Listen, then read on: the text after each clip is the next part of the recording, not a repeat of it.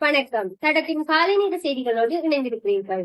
விரிவான செய்திகளுக்கு செல்லும் முன் முதலில் தலைப்புச் செய்திகள். சுபமான ஆரம்பத்திற்கு இந்த பொங்கல் கொண்டாட்டம் பாரிய ஆசீர்வாதமாக அமையட்டும். ஜனாதிபதி அனுரகுமார திசாநாயக்காவின் வாழ்த்து செய்தி. பாடசாலை ஆசிரியர்களுக்கு சில கட்டுப்பாடு தீவிரமாக பரிசீலிக்கும் கல்வி அமைச்சு. கொட்டி தீர்க்க போகும் கனமழை விடுக்கப்பட்டுள்ள எச்சரிக்கை. கிழக்கு மற்றும் ஊவா மாகாணங்களிலும் மாத்தளை மற்றும் நுவரெலியா மாவட்டங்களில் சில இடங்களில் 75 மில்லிமீட்டர் மழை பெய்யக்கூடும் என வளிமண்டலவியல் திணைக்களம் எதிர்கூறியுள்ளது.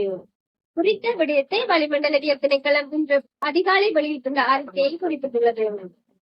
இதன் அடிப்படை வடக்கு கிழக்கு வடமத்திய ஊவா மற்றும் தென் மாகாணங்களிலும் மாத்தளை நுவரெலியா மாவட்டங்களிலும் அவ்வப்போது மழை அல்லது இடியுடன் கூடிய மழை பெய்யக்கூடும்.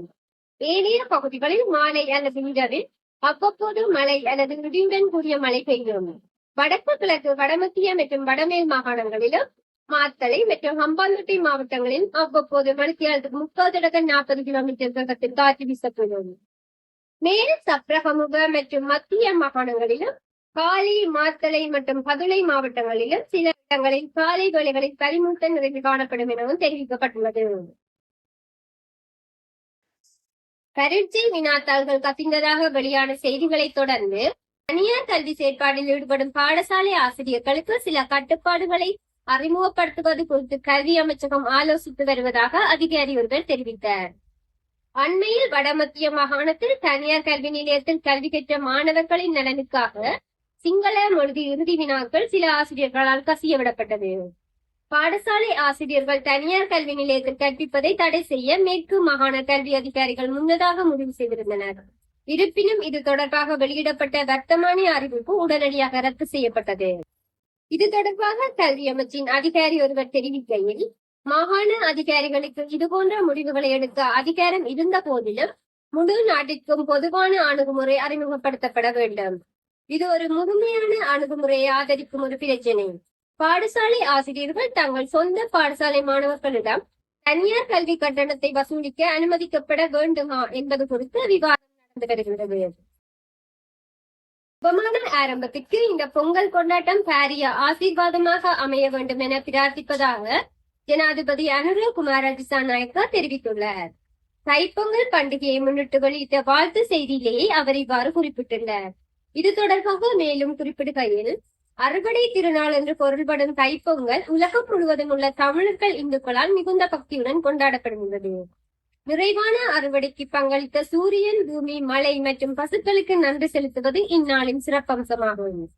இந்த விழா தை மாதத்தின் முதல் நாளில் கொண்டாடப்படுகிறது. சூரியனின் வடக்கு நோக்கி செல்லும் உத்தராயணம் தைப்பொங்கல் நாளில் தொடங்குகிறது. புதிய திசையை நோக்கி செல்லல், மனித சமூகத்தின் உள்ளக வெளிப்புற சகவாழ்வு என்பனவே தைப்பொங்கல் பண்டிகையின் அர்த்தமாகும். இந்த நாட்டு மக்களின் நற்பண்புகள், நல்லிணக்கம் மற்றும் சகவாழ்வு என்பவற்றை மேம்படுத்தி சமூக மாற்றத்திற்கான ஆரம்ப முயற்சியாகவும் சுற்றுச்சூழல் மற்றும் நெறிமுறைக்கான புதிய திசையின் தொடக்கமாக கிளீன் ஸ்ரீலங்கா திட்டம் ஆரம்பிக்கப்பட்டுள்ள சமயத்தில் தைப்பொங்கல் பண்டிகையை கொண்டாடுவது மகிழ்ச்சி அளிக்கிறது.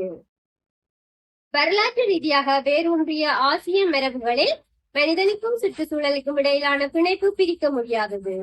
தைப்பொங்கல் தினத்தில் வெளியிடப்படும் அந்த மரபுகள் இந்த திட்டத்தில் ஒருங்கிணைக்கப்பட்டுள்ளன. அதேபோல் தைப்பொங்கல் கொண்டாட்டம் மக்களின் கலாச்சார வாழ்வில் புதிய நம்பிக்கைகளை கட்டியெழுப்புகிறது. நாட்டில் உருவாகியுள்ள புதிய உத்வேகத்துடன் இளைஞர்களாகிய நாம் அனைவருக்கும் அழகான வாழ்க்கை என்ற நம்பிக்கையை நம் இதயங்களில் சுமந்து புத்தாண்டில் புதிய உற்சாகத்துடன் முன்னோக்கி கொண்டு செல்லும் வாய்ப்பு கிடைத்துள்ளது. அதற்காக சுற்றுச்சூழல் முன்னேற்றத்திற்கு உகந்த முன்னுரிமை அளிக்கும் ஒரு புதிய கலாச்சார நெறிமுறை இருப்பை உருவாக்குவதன் மூலம் நிலையான அமைதி, நல்லிணக்கம் என்பவற்றை மேம்படுத்துவதற்கு தேவையான கொள்கைகளை நடைமுறைப்படுத்தும் தலைமை பொறுப்பு மற்றும் பொறுப்பு கூறலை நாம் மேற்கொள்வோம்.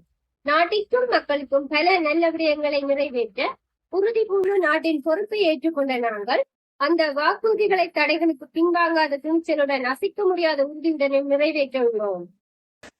இந்த நாட்டு மக்களின் முகங்களில் நீடித்த புன்னகையை கொண்டு வருவதை நோக்கமாக கொண்ட இந்த செயற்பாட்டில் புதிய அணுகுமுறைகளுடன் ஒற்றுமையுடனும் பங்கேற்புடனும் ஒன்றிணைய உங்கள் அனைவருக்கும் அழைப்பு விடுக்கின்றேன்.